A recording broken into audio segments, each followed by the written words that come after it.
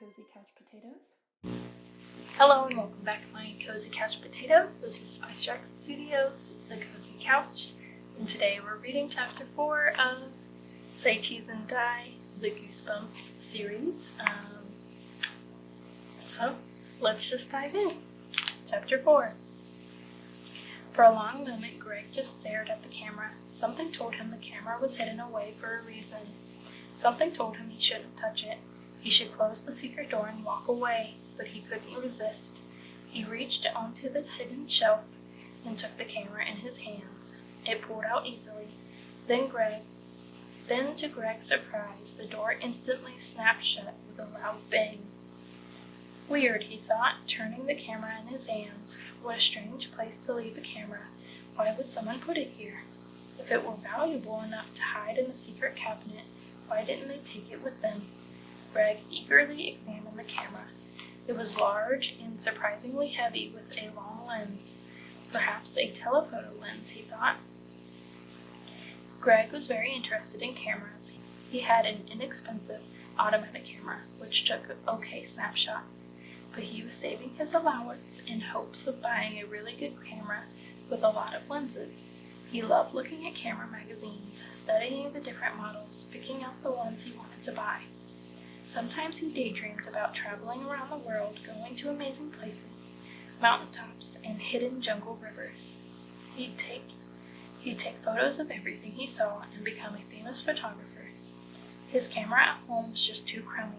That's why all his pictures came out too dark or too light, and everyone in them had glowing red dots in their eyes. Greg wondered if this camera was any good. Raising the viewfinder to his eye, he sighted around the room. He came to a stop on Michael, who was wearing two bright yellow feather boas and a white Stetson hat, and had climbed to the top of the steps to pose. "Wait, hold it," Greg cried, moving closer, raising the camera to his eye. "Let me take your picture, Michael." "Where did you find that?" Bird asked. "Does that thing have film in it?" Michael demanded. "I don't know," Greg said. "Let's see." Leaning against the railing, Michael struck what he considered a sophisticated pose. Greg pointed the camera up and focused carefully. It took a short while for his finger to locate the shutter button. "Okay, ready? Say cheese." "Cheddar," Michael said, grinning down at Greg as he held his pose against the railing. "Very funny." "Michael's a riot," Bird said sarcastically. Greg centered Michael in the viewfinder frame, then pressed the shutter button. The camera clicked and flashed, then it made an electronic whirring sound. A slot pulled open on the bottom and a cardboard square slid out. "Hey, it's one of those automatic developing cameras," Greg exclaimed. He pulled the square of cardboard out and examined it. "Look, the picture's starting to develop. Let me see," Michael called down, leaning on the railing. But before he could start down the stairs, everyone heard a loud crunching sound. They all looked up to the source of the sound and saw the railing break away and Michael go sailing over the edge. "No!" Michael screamed as he toppled to the floor, arms outstretched, the feather boas flying behind him like animal tails. He turned in the air, then hit the concrete hard on his back, his eyes frozen wide in astonishment and fear. He bounced once, then he cried out again. "My ankle! Ow! My ankle!"